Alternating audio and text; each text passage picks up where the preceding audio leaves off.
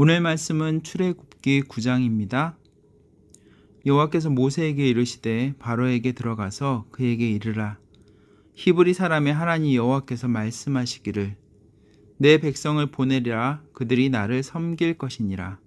내가 만일 보내기를 거절하고 억지로 잡아두면 여호와의 손이 들어있는 내 가축 곧 말과 나귀와 낙타와 소와 양에게 더하리니 심한 돌림병이 있을 것이며. 이제는 가축, 다섯 번째 재앙은 가축에게 도는 돌림병을 발생시키려고 하셨어요. 여호와가 이스라엘의 가축과 애굽의 가축을 구별하니 이스라엘 자손에게 속한 것은 하나도 죽지 아니하리라 하셨다 하라 하시고, 일종의 조류 독감이나 돼지 콜레라 이런 거 같이 그 가축들에게만 전염이 되는 그런 병이었던 것 같아요. 근데 모든 가축이 대상이 아니었어요. 그 파리 때와 마찬가지로 애굽 땅에만 이 재앙이 임하고 고센 땅에 있는 이스라엘 자손에게는 임하지 않았음을 보여줍니다.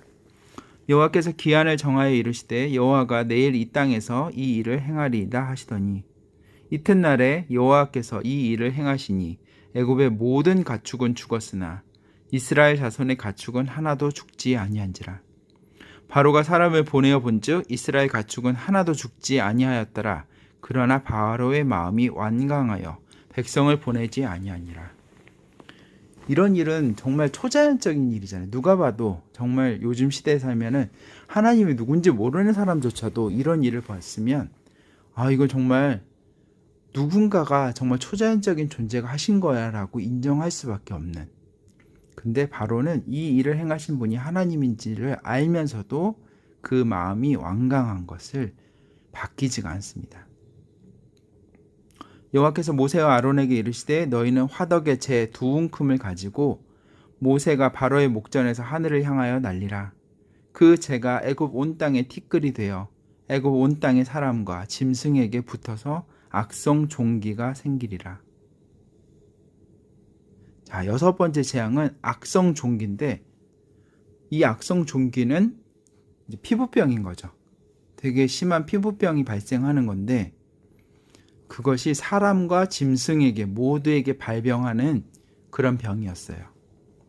그들이 화덕의 재를 가지고 바로 앞에 서서 모세가 하늘을 향하여 날리니 사람과 짐승에게 붙어 악성 종기가 생기고, 요술사들도 악성 종기로 말미암아 모세 앞에 서지 못하니 악성 종기가 요술사들로부터 애굽 모든 사람에게 생겼습니다. 이제는 그냥 애굽의 요술사들이 모세를 통한 하나님의 기적을 흉내내지도 못하는 것을 넘어서서 이제 그들도 또한 그 재앙의 대상이 되어서 고통받기 때문에 너무 고통스러워서 모세 앞에 서지도 못할 상황이 되어버린 거죠. 그러나 여호와께서 바로의 마음을 완악하게 하셨으므로 그들의 말을 듣지 아니하였으니 여호와께서 모세에게 말씀하신 것 같더라. 여호와께서 모세에게 이르시되 아침에 일찍 일어나 바로 앞에 서서 그에게 이르기를 히브리 사람의 하나님 여호와의 말씀에 내 백성을 보내라. 그들이 나를 섬길 것이니라.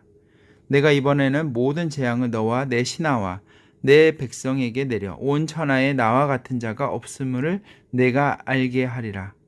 내가 손을 펴서 돌림병으로 너와 내 백성을 쳤더라면 내가 이 세상에서 끊어졌을 것이나 내가 너를 세웠음은 나의 능력을 내게 보이고 내 이름이 온 천하에 전파되게 하려 하였음이니라.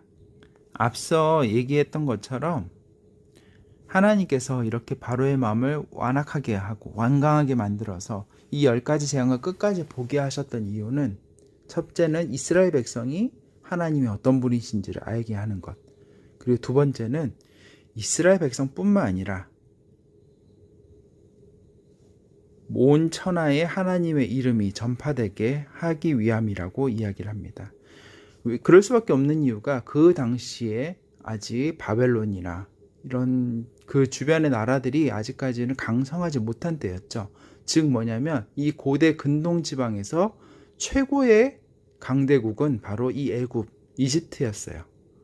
그러니까 사람들은 이 이집트에서 일어난 일들을 다 관심을 가질 수밖에 없는 거죠. 근데 하나님의 능력으로 이 거대한 제국 이집트가 그들에게 종살이하던 백성들에게 무릎을 꿇었다. 그리고 그 백성들이 하나님의 놀라우신 이적으로 말미암아 그 땅에서 나왔다.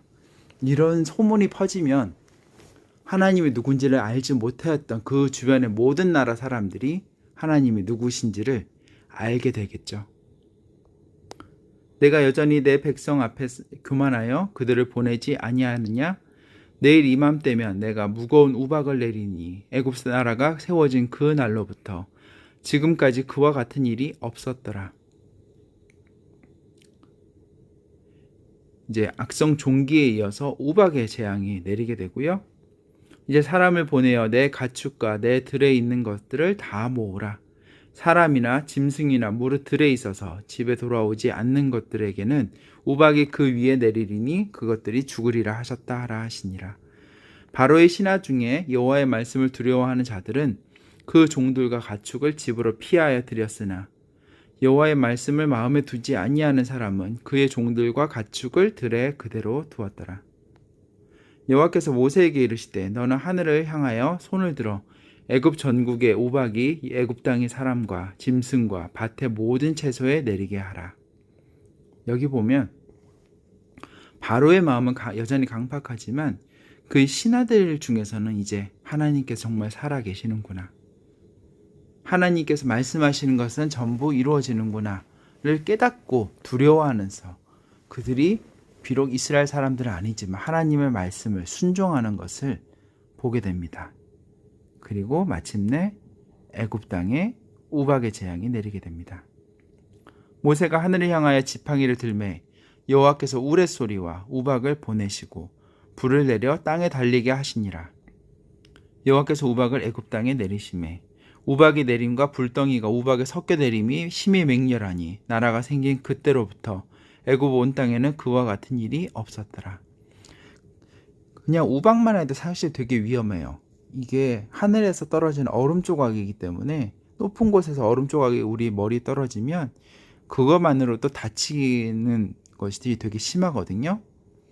그런데 그냥 그 우박 정도가 아니라 우박에 불덩어리가 같이 섞여서 내리는, 그것도 맹렬하게 내리는, 이제까지 그런 일이 한 번도 없을 정도로 그런 맹렬한 불과 우박이 함께 내리는, 우레소리가 막 퍼져나가는 그런 재앙이 애굽 땅에 내립니다. 우박이 애굽 온 땅에서 사람과 짐승을 막론하고 밭에 있는 모든 것을 쳤으며 우박이 또 밭의 모든 채소를 치고 들의 모든 나무를 꺾었으되 이스라엘 자손들이 있는 그곳 고센 땅에는 우박이 없었더라. 바로가 사람을 보내어 모세와 아론을 불러 그들에게 이르되 이번은 내가 범죄하였노라. 여호와는 의로우시고 나와 나의 백성은 악하도다. 여호와께 구하여 이 우레소리와 우박을 그만 그치게 하라. 내가 너희를 보내리니 너희가 다시는 머물지 아니하리라. 모세가 그에게 이르되 내가 성에서 나가서 곧 내 손을 여호와를 향하여 펴리니 그리하면 우레소리가 그치고 우박이 다시 있지 아니할지라. 세상이 여호와께 속한 줄을 왕이 알리이다. 그러나 왕과 왕의 신하들이 여호와 하나님을 아직도 두려워하지 아니할 줄을 내가 아나이다. 그때에는 보리는 이삭이 나왔고 삼은 꽃이 피었으므로 삼과 보리가 상하였으나 그러나 밀과 쌀보리는 자라지 아니한 고로 상하지 아니하였더라. 그러니까 이삭이 지금 난 거는 상했고 아직 이삭이 나오지 않은 것들은 이제 우박의 피해를 아직 안 받았다는 거죠. 모세가 바로를 떠나 성에서 나가 여호와를 향하여 손을 펴매 우레소리와 우박이 그치고 비가 땅에 내리지 아니하니라. 바로가 비와 우박과 우레소리가 그친 것을 보고 다시 범죄하여 마음을 완악하게 하니 그와 그의 신하가 꼭 같더라.